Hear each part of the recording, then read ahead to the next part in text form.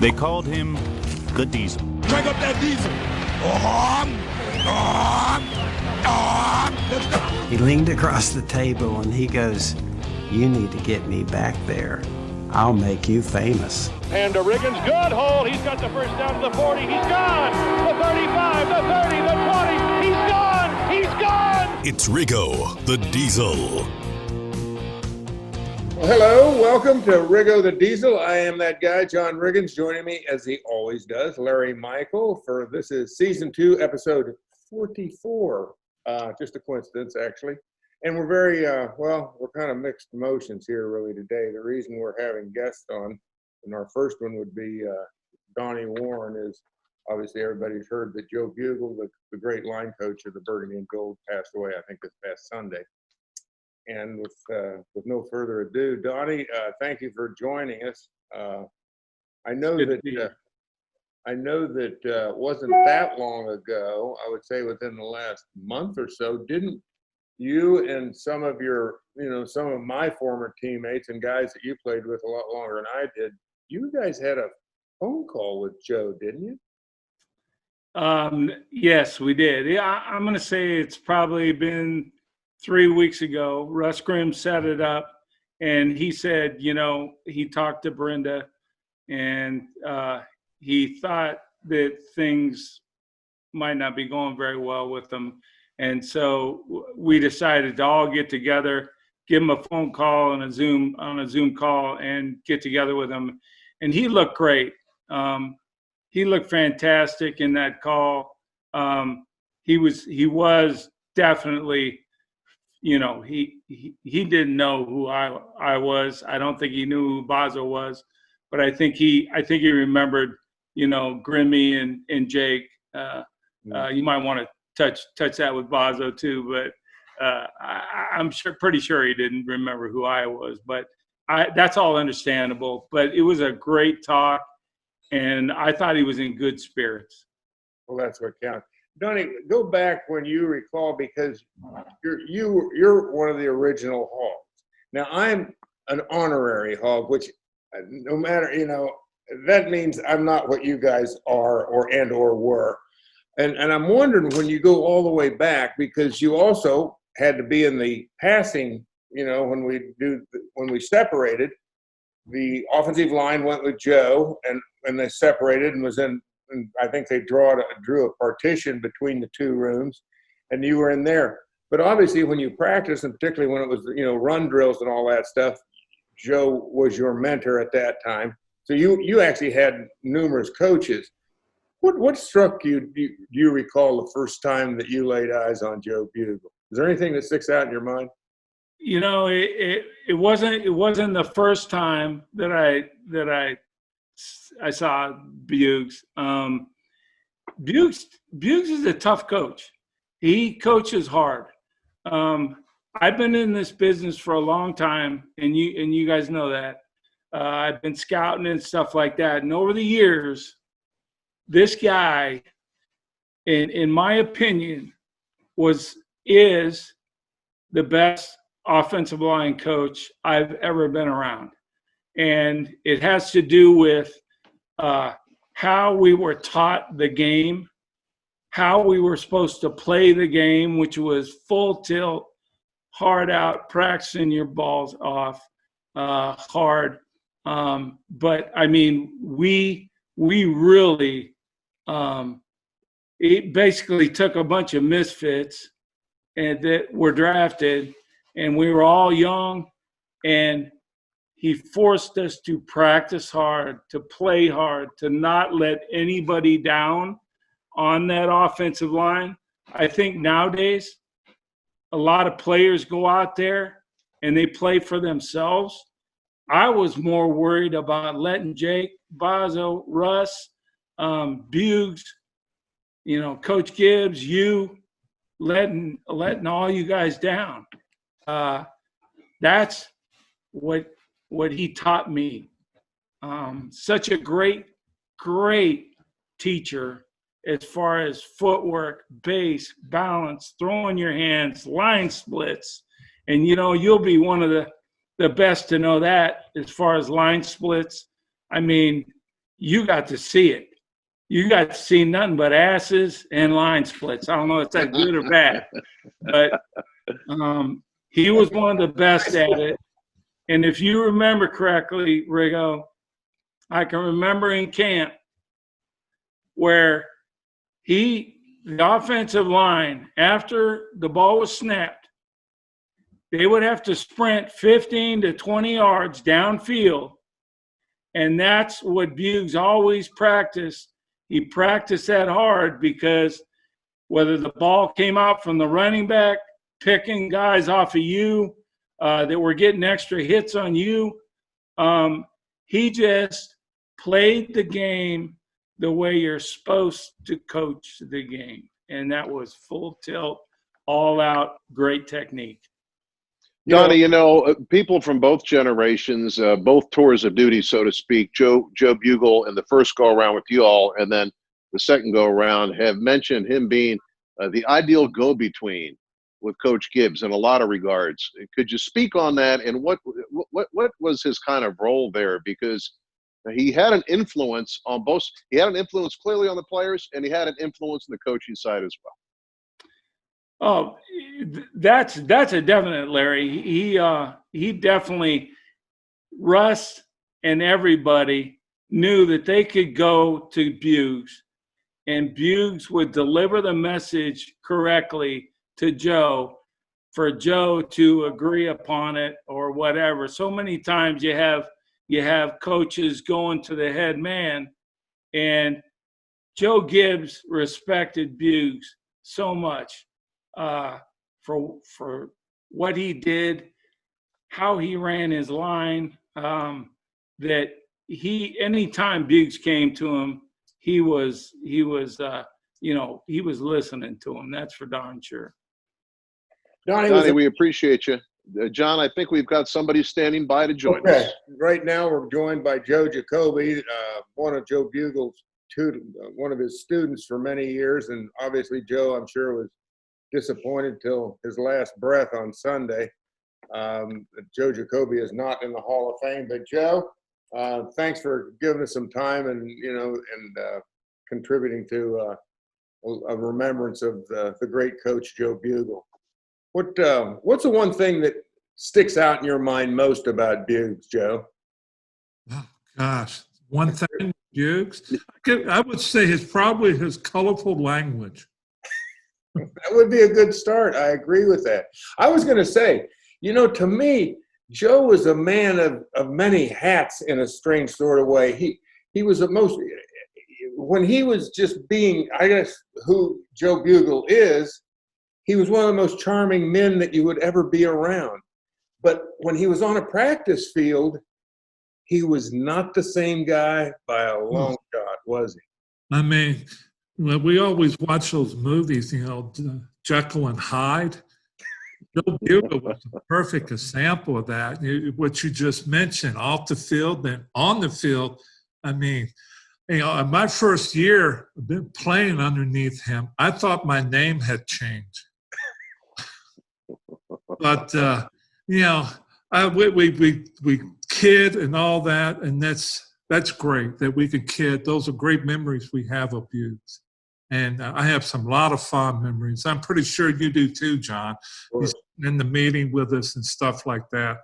I've talked to, a few people during this process, and, the Joe Jacoby that was talking today, be able to do this talking and all that, if I didn't have the tutelage and the belief from Joe Bugel to make me the football player that I was. And not that I didn't have the ability, but it's the things that he did extra to get out those hidden talents and hidden things that made me a better football player on the field. What would you say, Joe, if there was one thing, again, that would light Buggs' fuse? What would you say that was? Because like you said, when he got on the football field, he was all business. He hated to see sloppy play, sloppy technique.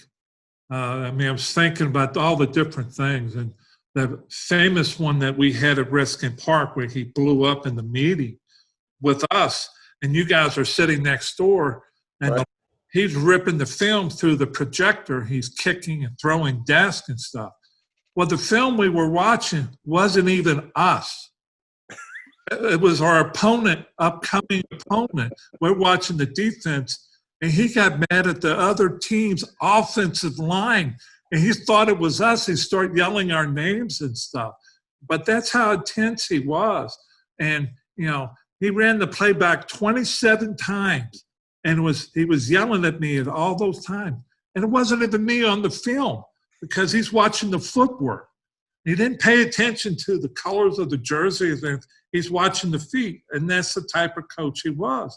He always called us, his offensive linemen, his rockets, because that when we were down there practicing with him, it was more steps. We all had to take the right step on whatever play was called. And that's the technician and what the techniques, and that's what he strived on. And that's was led to a lot of our success because of his willingness and what he taught us. Jake, you mentioned that Joe had given you a few names, which you're not going to mention here, and you describe very intense, it's a family show. kind of maniacal presence on the practice field. But Joe Bugel said in his retirement that if you can't love your players, you're in the wrong business. Now, did you feel that love from him? How did he express that love? Because I know you guys loved them, but how did he express it? Joe would just upright tell you he loved you. I mean, 1 minute he's jumping in you, yelling at you, and cussing you out because of something you did wrong. And then 4 or 5 plays later, you've done something outstanding. He's the first one there, jumping up and hugging you on your neck and telling you he loved you. Way to go, Hoss. Way to go, big guy. And that's the type of love. And you saw that constantly with him. At least I did, and I think we all did on the offensive line. He's tough on you, but he's also going to be the first one there telling you how great you did and what you did right, and be loving on you. What do you think, Joe, when you look back on his contribution to the success of the team, while he was here? Because obviously he got the recognition that he deserved, and he went on. I believe he left here and went to Arizona, and then from there he went to Oakland. When you look back on it, you would say, personally, my beliefs are, and he was the first one I think that I actually thought of in this regard, because I don't believe to date, as far as the Hall of Fame goes, that an assistant coach has ever been inducted into the Hall of Fame. I think it's all head coaches. But it got me to thinking about the many facets of football and how there should be people from different levels, even trainers, whatever, that would be deserving of being in the Hall of Fame. And I would have to say, as an assistant coach, he would be one of those people. Well, I'm not going to disagree with you. I think what he brought to it, as far as his ability to coach offensive line, but I think he would have been that type of coach in any of the positions on the football team. I think because of his tenacity, his love for the game, and to be a perfectionist, it would have carried over in any of those more realms of position-wise. And what he brought to us, I think his personality, I think he was the type of guy that can be that one that kind of needles you along and kind of motivates you from that aspect. And I think he had that on our team. I know he did that with the defensive line. He was stoking that fires all the time. He was, a good motivator in that way as far as playing on the emotions of each individual, where they're at and all that. Jake, we have another one of your former teammates, one of the original Hawks, standing by. 30 seconds. The way Joe is kind of being eulogized by all of his former players, that has to make it feel good at a very sad time. Yeah, it makes you feel good. Good memories. Yeah, it's sad. It's sad that he's no longer here. But, we look back on what he did for all of us, and all of us to have the memories and the lives that we are having because of his involvement in our life. And I'm one of them. This kid from Louisville, and I told a story that I almost didn't want to come play because he worked me out for 2.5 hours on the field in April 1981. And I got in the locker room afterwards. I'm going, if this is the NFL, count me out. I mean, he wore my butt out. But I ended up with him for 9-10 years, and it was a great relationship, a love-hate. It was a love-hate relationship between us and all of us, all of his players. And now we're joined by Rick Doc Walker. Doc, I was just wondering, when you heard the news on Sunday that Joe had passed away, what was your immediate feeling? Well, I'm devastated for his family.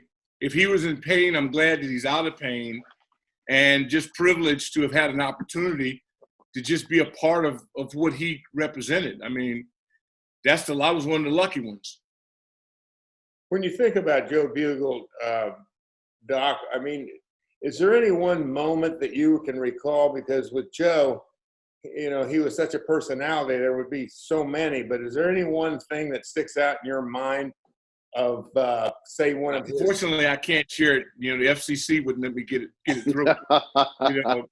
It was just like, you run a 60 outside and, you give up the outside shoulder a little bit and forces you to cut in earlier than you want to, brother. You hear about it when you come over there. But if you got it right, you also got a big hug on the yard marker. So he was an equal opportunity taskmaster. And I just loved the fact that how much he cared. I mean, you sat in that room with the Hogs. We, Donnie, Dids, and the company, we sit outside. I heard those projectors being tossed around. You probably got to see it, but he was all about business. Where was his soft spot, though, Doc? The man loved his players, and we talked to Jake, and he said he'd tell you that he loved you. Yeah, he did. But he did have it. He had multiple personalities, didn't he? Well, most talented people do.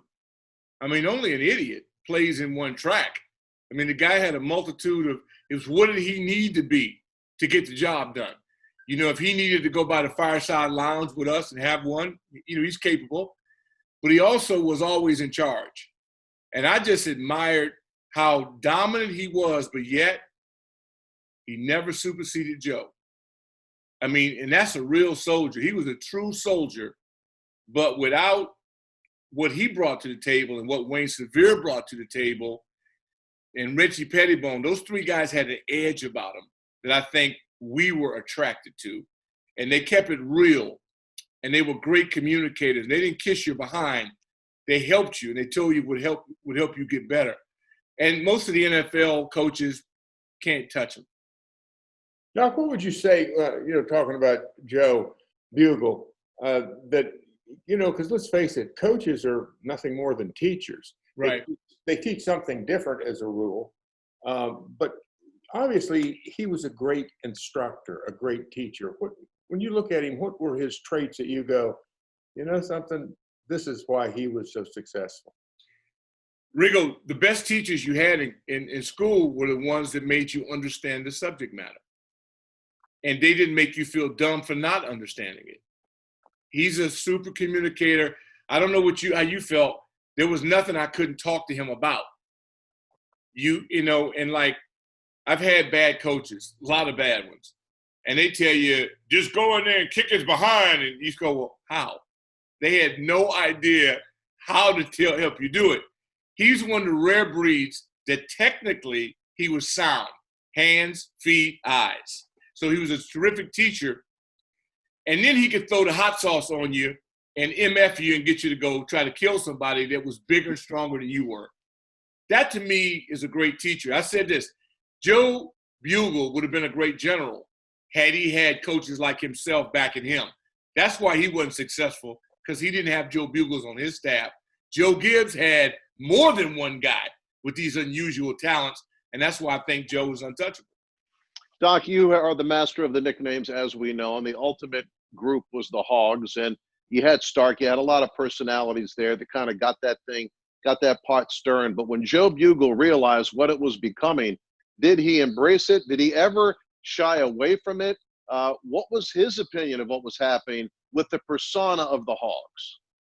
I think the greatness of Joe Gibbs is that whether he liked it or not. Bugel. No, I'm just saying Gibbs. Gibbs, okay. Man, he didn't mess with it with Joe. In other words, the day we walked on the bus in fatigues, And most of us that were smart, we eyeball that gentleman right in front of your screen. And when John Riggins, when he threw on the General MacArthur, he threw on the General MacArthur jacket the whole bit. The 22 other guys, there's only 22 guys did it, but John allowed us to know, okay, now we're safe. Because Joe T was in a Brooks Brothers blue suit. So we knew at that point he had gone conservative on us, but that's okay. His job was to play quarterback. JR, we knew then, well, one thing for sure, if John does it, then none of us will be reprimanded. And I was sitting right behind Joe on the bus, and he looked up, and he just went back down to what he was doing, never uttered a word.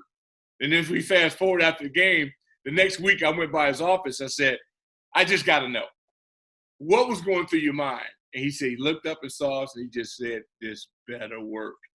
And it did. But what about Buggs? Did Buggs like the fact that you guys were doing media about the Hogs? You know what? I think so, because it was a term of endearment. I mean, if you look at Zimmy and Bosco or whatever he came up with this, I mean, it's what we were able to do with it is taking an animal that's not really noted for being cute or affectionate, and yet this town loved it. Well, we're clean. It was Joe that came up with the concept of the Hogs, wasn't it, Doc? Yeah. Well, Joe did it that one day out in Carlisle. He said, come on, you bunch of hogs, let's go down to the pen. And it kind of worked its way. Remember the day Zimmy threw up in the huddle? Oh, well, that was a regular occurrence. Yeah, I mean, I'm just saying. Carlisle. What did he throw up, Doc? What did he throw up? Well, we were eating sausage. We had links the night before at the It looked a lot like grain.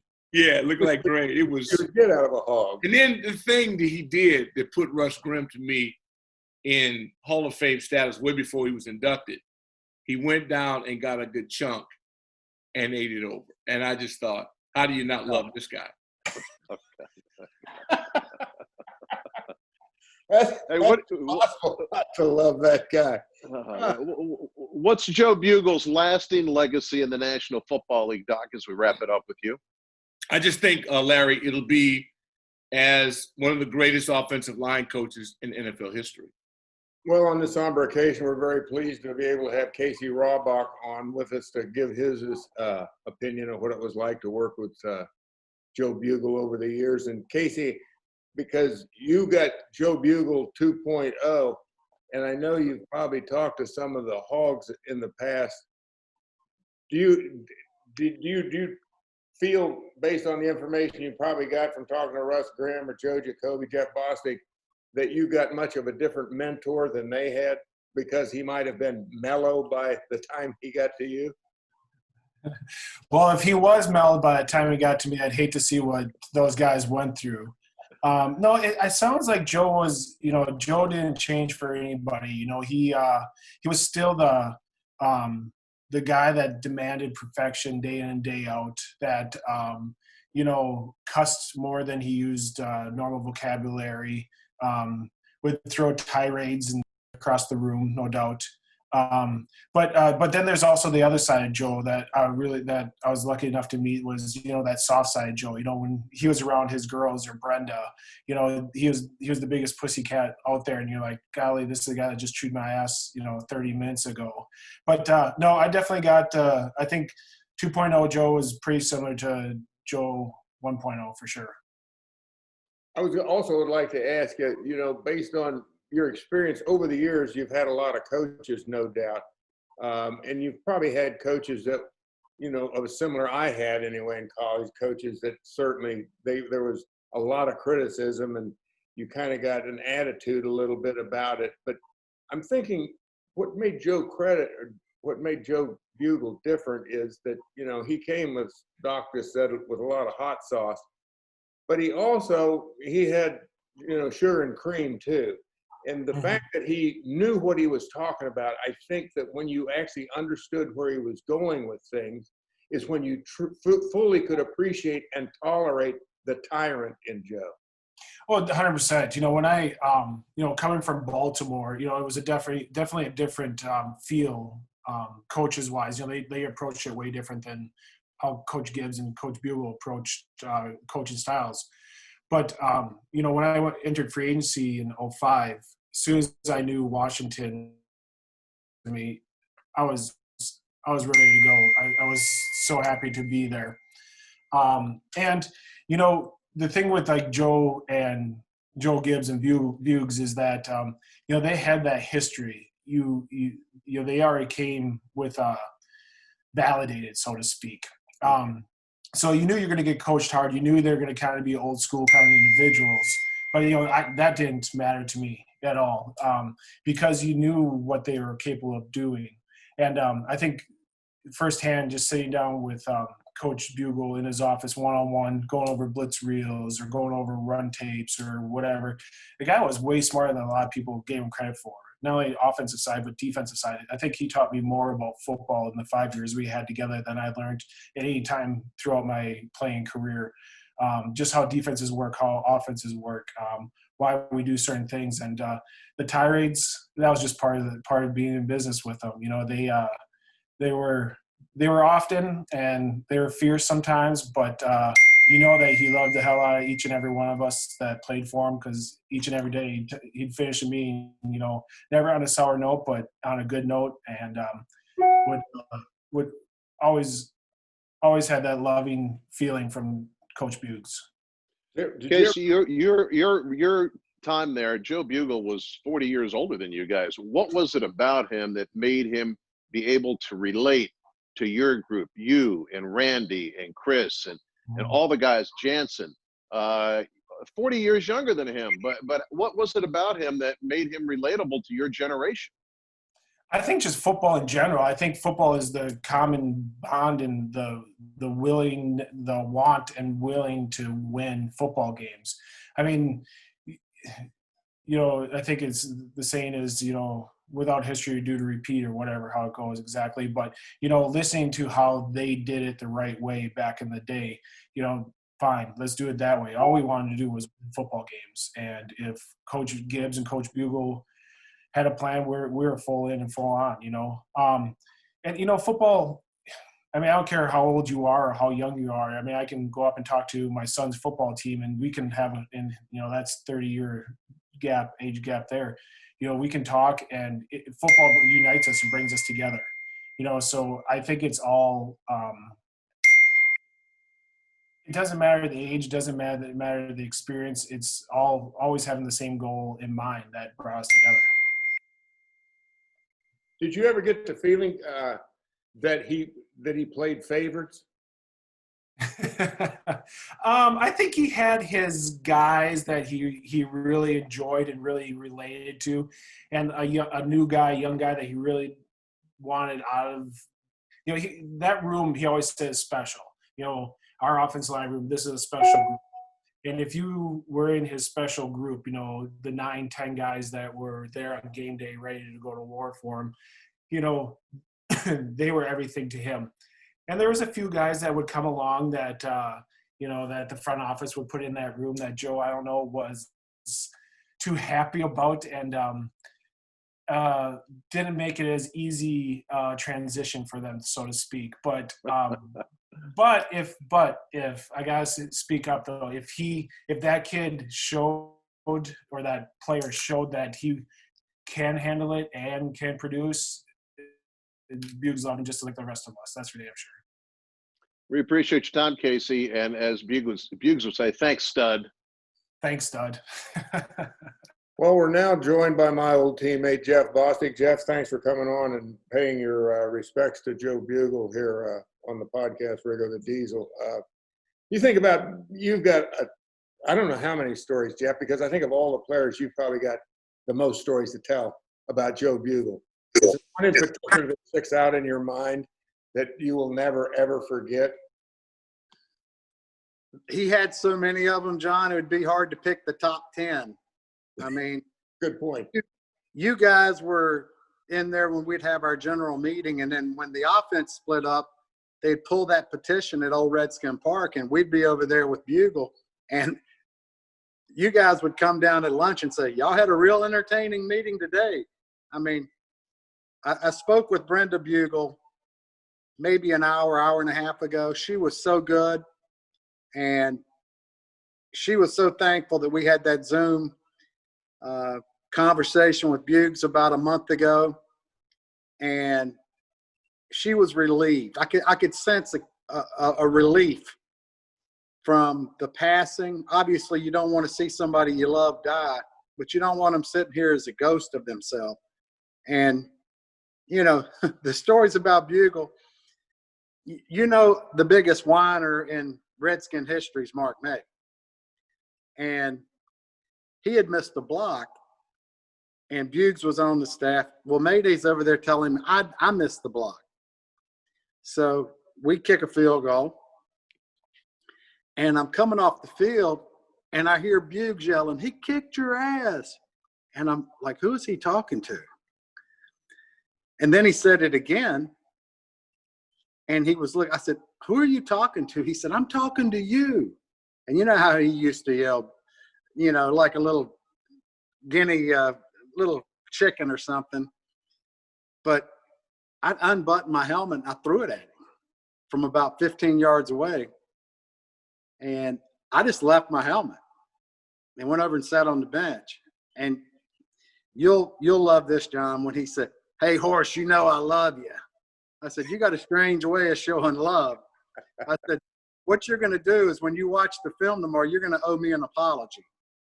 And literally, when I went up to and people don't know, John and I sat beside each other for 5 or 6 years. That's a book, but John, I'm not going to write it, okay? Thank you. Anyway, Buggs came over to me and said, "Hey, Horace, I'm sorry." And that took a lot for Buggs to admit he was wrong. Yeah, to me, Jeff, he was a guy that he knew he loved his players. But it was kind of weird, wasn't it, how he loved you more when you did your job. You know, because, you know, it's like that's what I was telling Larry Michael. He was the consummate professional. He did whatever it took for him to get each and every man to do his job on that offensive line. And he was a perfectionist. If you were playing against number 78, he would tell you, put your head on the right side of that 8. And he didn't want it in the middle. And he was a stickler about hand placement, feet, stance. I mean, I've told people, I've done so many interviews since his passing, but Joe Bugel, to me, is the best offensive line coach the NFL has ever seen. From a technical, strategic, work, everything. I mean, think about what he dealt with, John. Riggins, you know, great running back, but Jacoby, rookie. Graham, rookie. I'm in my second year. Melvin Jones, Mark May, rookie. He took all these young kids that were boys and he made them men. And, you know, he did something for me I'll never be able to thank him for. I mean, he gave me a career and it lasted 14 years. Well, you know, I've always wondered, because I, you know, heard you guys talk in technical terms, never having been an offensive lineman. Do you think that he looked at players or looked at film and he understood, as you were talking about, body placement, hands, eyes, you know, the whole, I mean, or do you think, I think he coached with Woody Hayes once upon a time. He did coach with Woody. And there was nothing that, and I said this earlier, there was nothing Joe Bugel would rather do than run the football. I mean, he knew you had to throw the ball, so you had to be able to pass protect, and he was a stickler on pass protection. But the thing that put a smile on his face was when you ran the ball and they couldn't stop it. Well, you'll remember before the 82 NFC Championship game against Dallas, he comes into our meeting on Wednesday or Thursday, and he says, "Guys, we need to play with athletic arrogance." I'd never heard that before. Athletic arrogance. Let me get my arms around that. And, you know, we're kicking Dallas pretty good. It's 31-17, and we got about 6 or 7 minutes to go in the game. And you'll remember Theismann coming in from the TV timeout from the sideline, and he had some play called, and Grimmy called him off. He said, "No, we're running 50 gut." You know, So that's going to be you going off Grimmy's left hip. Grimmy and I are going to double team Randy White to Brunick. Jake's got Harvey Martin. But, you know, Russ called Coach Gibbs' play selection off. And in the second play, he called something. Grimm wiped it off again. I kind of looked over, kind of whimsical at him. I was like, well, we gained a first down. And basically, he called Coach Gibbs off 9 times in a row because you ran 50 gut 9 times. But I learned what athletic arrogance was, because the third time we did it, I went up to the line of scrimmage, and before I got over the ball, I pointed over at Randy White. I said, hey, Randy, our coaching staff loves you. We're running over you again. And we told him the last 7 times. Well, that's arrogance. Yeah, that would be the description of it. Jeff, thanks a lot for joining us today, and I'll be talking to you down the road. My friend, I wish it was a different circumstance, but we're going to remember and love Joe Bugel for what he was and what he meant to both of us, and we're going to keep his family in our prayers, brother. Good seeing you. Well, John, you played with a lot of these guys. You obviously didn't play with Casey Rabach. You have not given your thoughts yet, but what are your opinions on what you just heard from these former Redskins about Joe Bugel? Well, I've had a little bit of time to reflect on this, Larry, and a couple things. One, excuse me, please.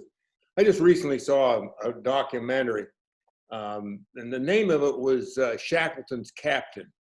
And it's about Frank Worsley, and I don't know, without getting too deep into history, about this Arctic exploration that went on at the turn of the last century, a race to see who could get to the Antarctic and cross it. Ernest Shackleton formed a group and went down, and they ended up getting jammed in the ice, and they basically were doomed. They were able to, through some severe hardships, they were able to get to a very remote island after the ship finally went down, and they had to cross, waters, storms, and you can only imagine in sub-zero weather. And then Shackleton and his captain, Frank Worsley, and a couple of the sailors, they headed off for another area to get help to come back. Well, this whole analogy here, this Frank Worsley, who is the captain, the navigation he did was, you can't really describe how he was able to get a boat in those kind of waters and land on with pinpoint accuracy in a 22-foot boat that's tossing in stormy seas, trying to get a sextant to take his positions at noon and in the evening. You really can't fathom what he did. The point I'm trying to make here is, I think really when you look at the great years early in the 80s, when Joe Bugel and Joe Gibbs and Richie Pettibone, Wayne Spear, all those guys were getting together and all that greatness, I kind of think, I look at it and I think that Joe Bugel was Frank Worsley to Joe Gibbs's Ernest Shackleton. I think when you think about it, and I'm gonna finish this with a story that I tell quite a few times when I'm on the speaking circuit, and that is the day after the 1982 season was over, I believe that game may have been played on January 1st or January 2nd, excuse me, 1983 at RFK Stadium against the St. Louis Cardinals. I didn't play that day. I'd been held out because we knew the playoffs were starting. And, we had the home field advantage throughout the playoffs. All I ever wanted to do was to basically get to a Super Bowl. And we had that shot back in 1979, but we lost it all down in Dallas. So I'm driving out to the park, and as I'm thinking of the possibilities that this dream that I had of playing in the Super Bowl, that's all I wanted, just to be there. I wasn't expecting anything more. But as I thought about that, literally, the hair started standing up on the back of my neck, getting to the park. So I go to the park, and the old park out there had a little common area where from there you could get, your jocks and socks and all that stuff from the cage coming from the equipment room. You could also go into the coach's room, dressing room, the player's dressing room, and the showers. And there was a drinking fountain there. And when I walked in there, Joe Bugel was standing there at the drinking fountain. Now, I was, like I said, I was emotionally really harangued when I walked in there. And I had this big smile on my face, and I said, Joe, give me the ball. I'm the guy. I'm going to be the pony here. I'll pull the wagon. Now, in the past, I would say something to Joe Bugel, and, you know, he'd just kind of grin and he'd go, is that right, Gunner? Is that right? He said, oh, I'll tell the old man. I'll tell the old man, meaning Coach Gibbs. Well, Right. This one particular time, he didn't say a word. He was as deadpan as you can imagine. There was no expression on his face whatsoever. And almost in a really gruff voice, almost like he was borderline angry, he looked me straight in the eye and he said, don't tell me, go in and tell the old man.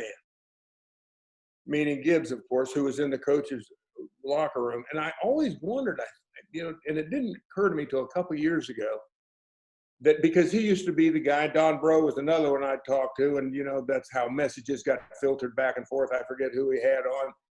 I mean, it was Doc or Joe that said that, you know, like Buggs was the guy that would get the message to Gibbs. Right. He told me to go in and tell him myself, and I think he realized in that moment it was going to mean a lot more coming from me rather than him. And so consequently I did, and, you know, when I went in and told Joe Gibbs that, he just kind of said, well, I was kind of like, okay, I don't know how that went over, because he just said, okay, John, thanks, that's good to know. And I left. And then I look back and I go, I think I averaged carrying the ball like over 30 times in 4 games. So as I tell people, well, he must have heard something. But of course, that was all based on Joe Bugel. And I look at that and I'm thinking that whole going into that, in the back of his mind, Joe Bugel's mind, his strategy probably all along, and which it always was to run the football. Nothing gave him greater pleasure than watching his big guys create creases in the line and somebody run through it. That was pass blocking. You know, you had to do it, but it wasn't anything that raised the hair on the back of Joe Bugel's neck. And that's about Joe Bugel. We're going to have one more memory of Joe Bugel from Riggo after we take care of some business. Do you know that your Washington Redskins are sponsored by Koch Industries? That's K-O-C-H Koch. Their 67,000 U.S. employees make a lot of things that make game day better. Greener turf, they make that. Stronger paper products for tailgating, they make that. Oh, and electronic components and TVs and smart devices so you can watch the Redskins win games. Yeah, Koch makes that too. See all they make on and off the field at KOCHmakesthat.com. Also, if you're ready to drive again, enjoy the open road with confidence and powerful performance of a new Honda. From stylish turbocharged sedans like the Accord and Civic to rugged all-wheel drive SUVs like the CR-V, HR-V, Pilot, and Passport. Safety features like Honda Sensing, including a collision mitigation braking system, adaptive cruise control, Honda Lane Watch, and more. Get a great deal on your favorite Honda. Contact your local Honda dealer for more information or visit WashingtonAreaHondaDealers.com. John?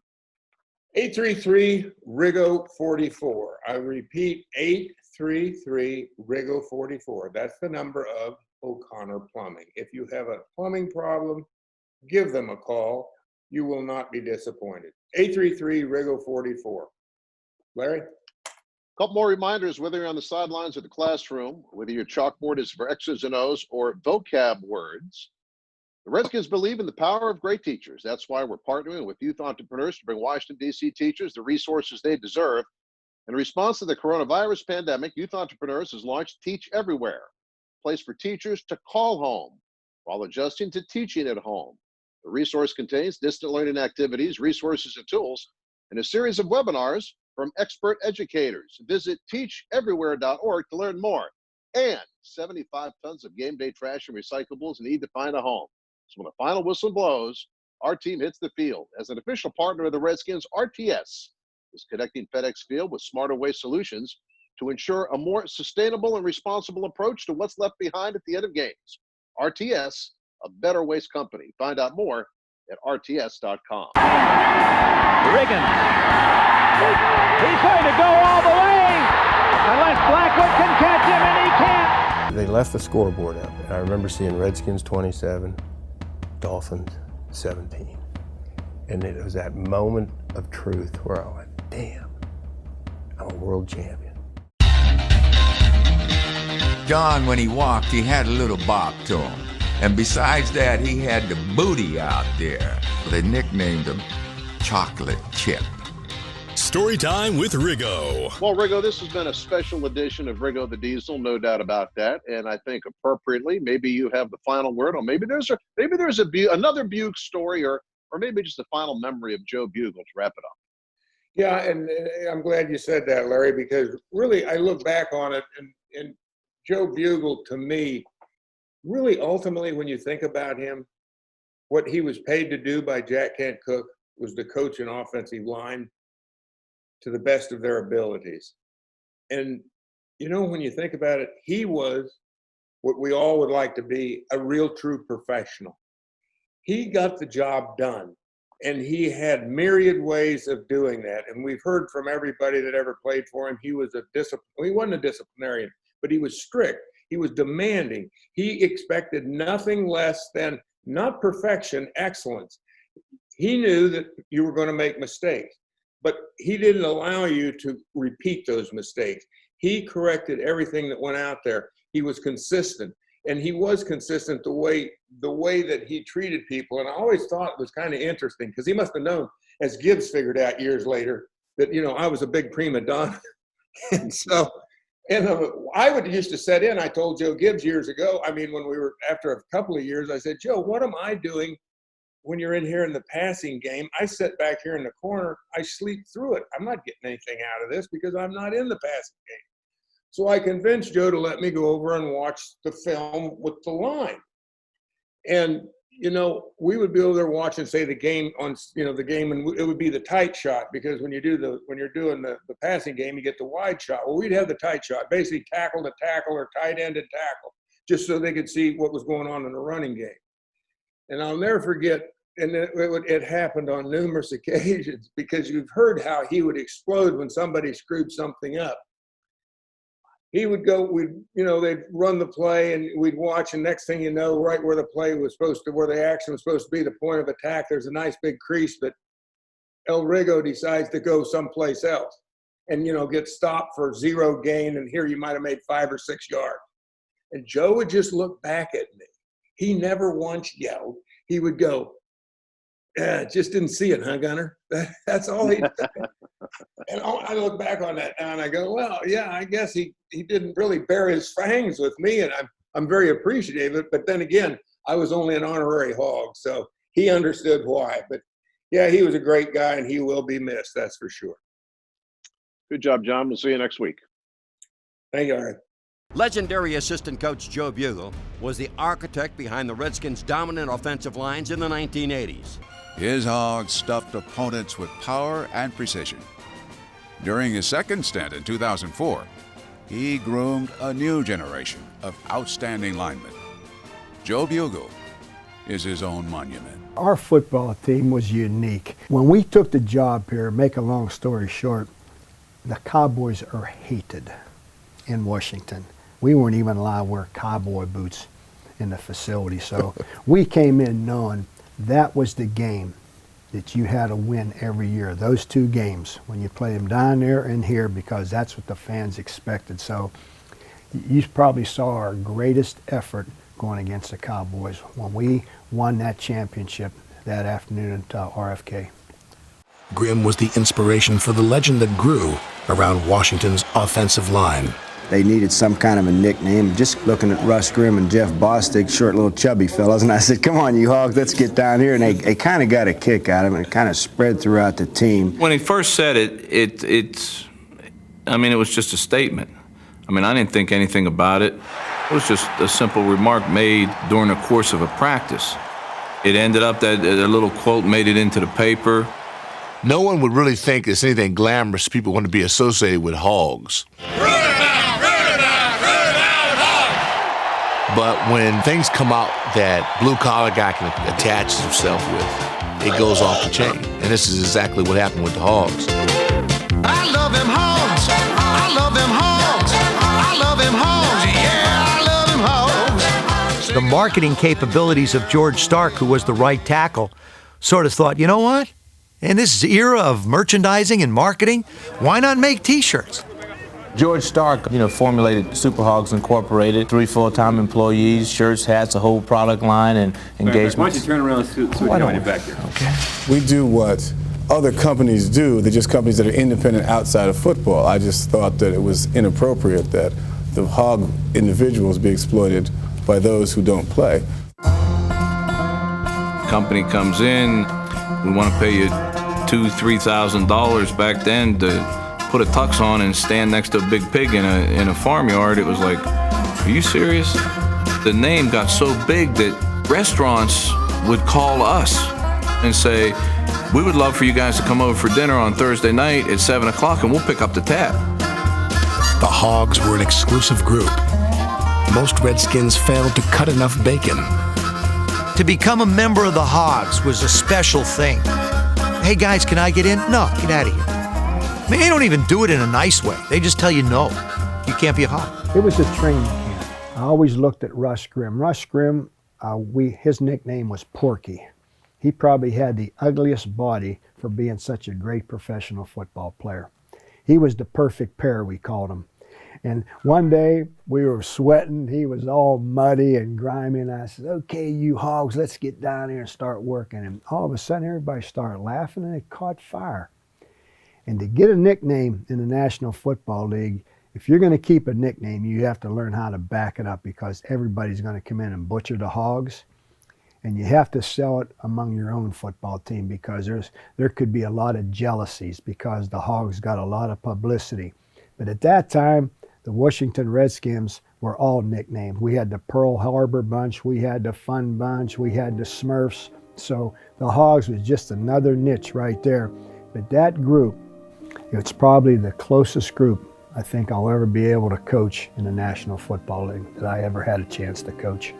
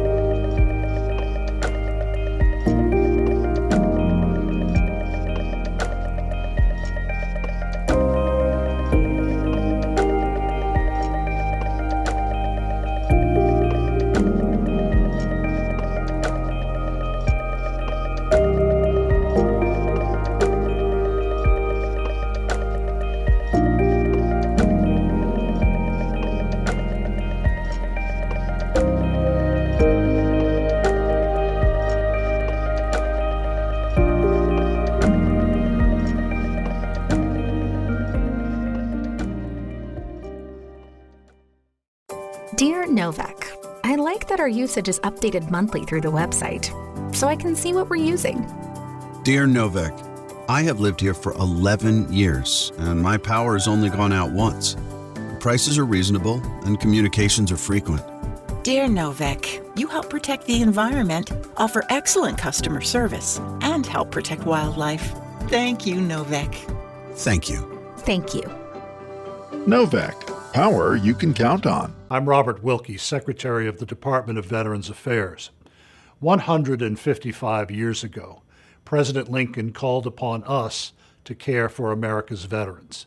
Today, you can help answer that call. We are looking for physicians, nurses, and other medical professionals to help protect veterans from the coronavirus. Go to va.gov/join us or text VA physician or VA nurse to 97211.